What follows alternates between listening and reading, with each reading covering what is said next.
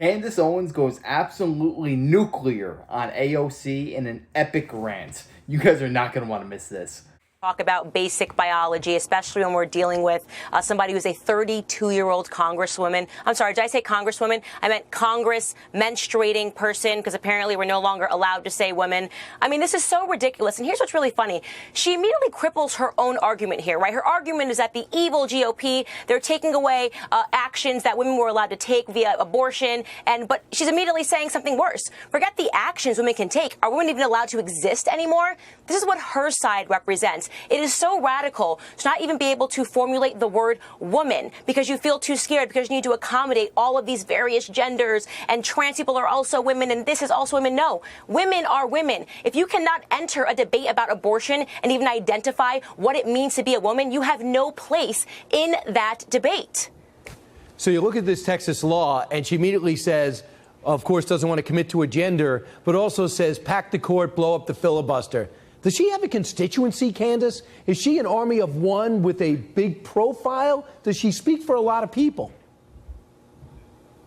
In my personal opinion, I've said this, I actually think AOC is very good for the Republican Party. She's very good for conservatives. I think she shows people just how radical the left has become. In fact, there was never this much conversation about how radical the left is until she entered in and she said, I'm a socialist. She started stomping around. And so people may not like her platform, but I think it is for the better. You know, when she does something like she did today and she says, oh, the patriarchy and patriarchal ideas and all of this stuff that they're saying, and they're reducing us to a uterus, while at the same time not recognizing that she's reducing women to the idea that we're just menstruating persons, which is way worse. I'd rather be a uterus than be referred to as a menstruating person. You know, it's good for our side. People need to see this. People need to see just how radical the left has become. So, Candace, we're just getting this in now. Larry Elder is the leader. If they're going to recall Gavin Newsom, he'll be the next governor. He's leading the Republican side. And evidently, he just had a major confrontation in Los Angeles. We're just getting this tape in. Let's just watch it together. We'll deal with y'all later. You take your hands off me, touch me again. Don't touch me. Don't touch her, my touch me again.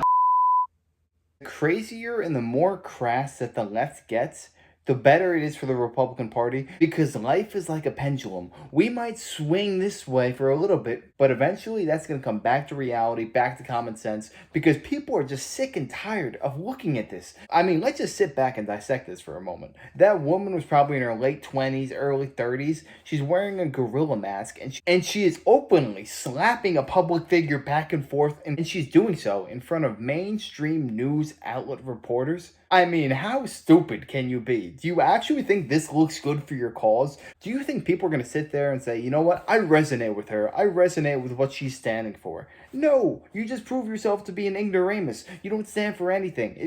A bunch of white people and a woman in a monkey mask taking a swing at his security and throwing eggs at Larry Elder. Classy. Yep. Yeah, I've seen this, and it's absolutely infuriating. I know Larry Elder. He's a friend. He's a mentor. He's on the board of the Blexit Foundation, which is my foundation. And let me tell you something right now. If this was on the other side, if a white woman wearing a monkey mask threw an egg at a black Democratic candidate, this would be wall-to-wall coverage. And actually, this might actually constitute a hate crime in Los Angeles. We need to find out exactly who this woman is. She needs to be arrested, and charges need to be brought, because this is absolutely criminal and disgusting, and it might be racist. I'm unsure why she was wearing the monkey mask. I have no idea why she was wearing it, but I'd like to see more information about that. Right. Very interesting. They also called Larry's son, some of his entourage son. And keep in mind, too, this is somebody they're trying to label the black face of white supremacy, which is ridiculous on its face in its definition. Guy grew up in South Central and wants to fix the state that's been broken by the most inadequate governor outside the one we used to have here in quite some time. Candace Owens, thanks so much. And by the way, Larry Elder's going to be on tomorrow night. Thank you for having me. You got it. Meanwhile, Mayor of New York the city of New York has a new mayor. His name is Eric Adams, former subway cop. Seems like he'd be a big improvement over Bill de Blasio. Unfortunately, he has continued Bill de Blasio's state of emergency based on COVID. He's also continued the vaccine mandate for indoor venues, which is insane. So a lot of New Yorkers are continuing to flee to Florida, and that would include New York Congressperson Sandy Cortez, who the national media persist in calling AOC, as if it's their job to make her myth. Let her do it herself. Her name's not AOC, it's Sandy. That's what they called her. Anyway, Sandy went to Florida on vacation with her boyfriend, and of course she didn't wear a mask. She got caught on video not wearing a mask and got attacked. Her defense, I'm a very sexy lady. Quote, if Republicans are mad that they can't date me, they can just say that instead of projecting their sexual frustrations onto my boyfriend's feet, you creepy weirdo. Who's the creepy weirdo, Sandy? Anyway, Candace Owens is the host of Candace. She joins us to figure out who the creepy weirdo is here. Candace, great to see you. What do you make of her? I'm just too sexy. Like, you can't criticize me. Does that work?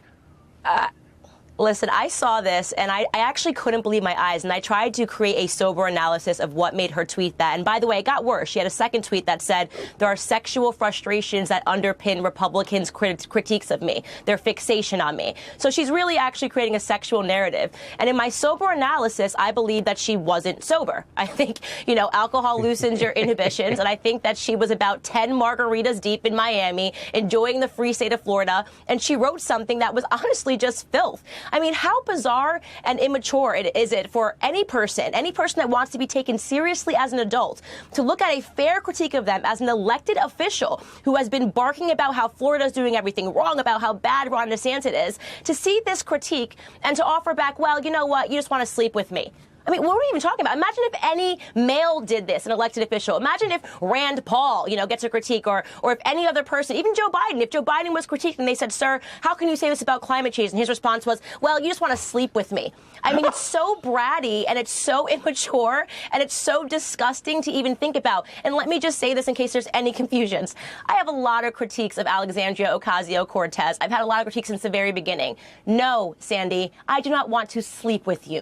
What is up with the left's obsession with sex? Everywhere that you turn, everything is sexualized. They want to go to the kids. They want to talk to the kids about trans story time. Why is everything about this? We have greater issues in society nowadays. I mean, look at the economy. People are struggling to pay for groceries with inflation out of control. There's a world war at the precipice between Russia, Ukraine, Iran, Israel, but this woman is just so hyper-fixated on sex. If she's so focused on it, how about you drop out of Congress, join OnlyFans, and leave Congress for the people who actually know what they're talking about? On narcissism. I mean, if someone criticizes you and your first thought is they just want to have sex with me, maybe they just don't like you. That's what I always assume when people criticize me. I never think, oh, well, you're very attracted to me. I mean, like, how crazy do you have to be to think something like that? You're trending every other week. You're trending every other week. I don't think it's because I'm so sexy. I'm trending every week because everybody thinks I'm sexy and they're just venting their sexual frustrations. Nobody would take you seriously because that's simply not how adults speak. It's the way that teenage boys who derive sexual innuendos from everything, that's how they speak. And that's where she belongs. She has the mind of a middle schooler. This is a 32-year-old woman. It's really unacceptable, quite frankly. And it is hilarious, but it's also unacceptable that she's actually an elected official that sits in Congress. She's an absurd person. But I will say the thing about being a 52-year-old talk show host with 4 kids, everyone wants you, Candace.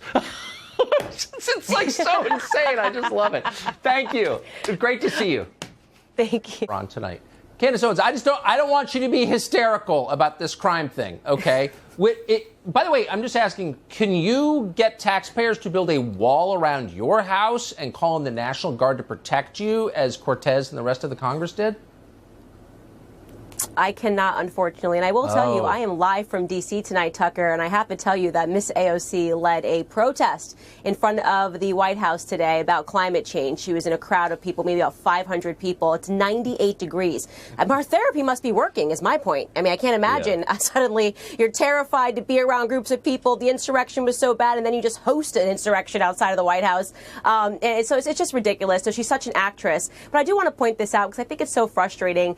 Definitely people outside of D.C. are looking at the situation and going, we all know what this is. We all know that AOC is a bad actress, but do the Republicans know this? Do they actually recognize that AOC is actually doing a very good job? Because what her job is to act and to pretend and to distract while they work. The Democrats are working. I've said this in this program before, and I will say it again in very clear terms. They are working to federalize the police force. The Democrats are working to federalize the police force. Okay, so what AOC is doing right now is making making sure that people don't pay attention to the crime and pay attention to instead the white supremacy boogeyman. It's the same thing when you look at Kamala Harris. Everyone's, oh my gosh, what's she doing? Nothing at the border. Yes, nothing at the border is Kamala Harris's job. Her job is to make sure there's an influx of illegals coming in. The Democrats are winning right now. So at the same time that we're mocking her, we have to recognize that AOC is actually winning because she's accomplishing what she's meant to accomplish.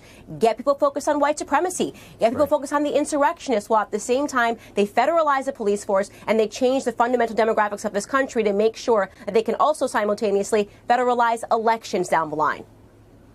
It's such a good point, and it can't be said often enough, and I fall for it too. She's so infuriating and childish that you just get caught up in the details. Oh, hysteria, I'm in therapy because of the insurrection. And I missed the point that you just made, which is, of course, you're meant to get caught up in the details, so you miss the big picture. Julius Caesar said it thousands of years ago. Give a society bread and circuses and they will never revolt. Get the society distracted, don't have them focus on what's actually going on in our government, and they will be none the wiser. They won't even care because they're not even interested right now. There's sports on the TV, you got a full belly, AOC's acting a fool. Eventually, you just become numb to it all. AOC represents everything that's wrong in Washington, D.C. today because all that she says are these talking points. She has no actual facts or logic or anything to back up what she says. She can just stand there on her soapbox screaming about white supremacy, and low IQ individuals are going to eat this up. They're going to say, oh yeah, the white people are the boogeyman. That's why I'm not where I want to be in life. There's such a double standard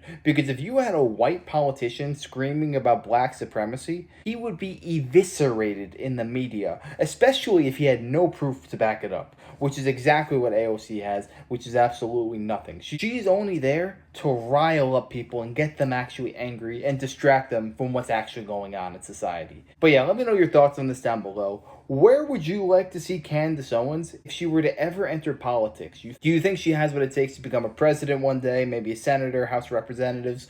Let me know. I'd love to know your opinions on that. And if you enjoyed, make sure to smash that like, comment, subscribe. And I wish you guys nothing but the best. Till next time.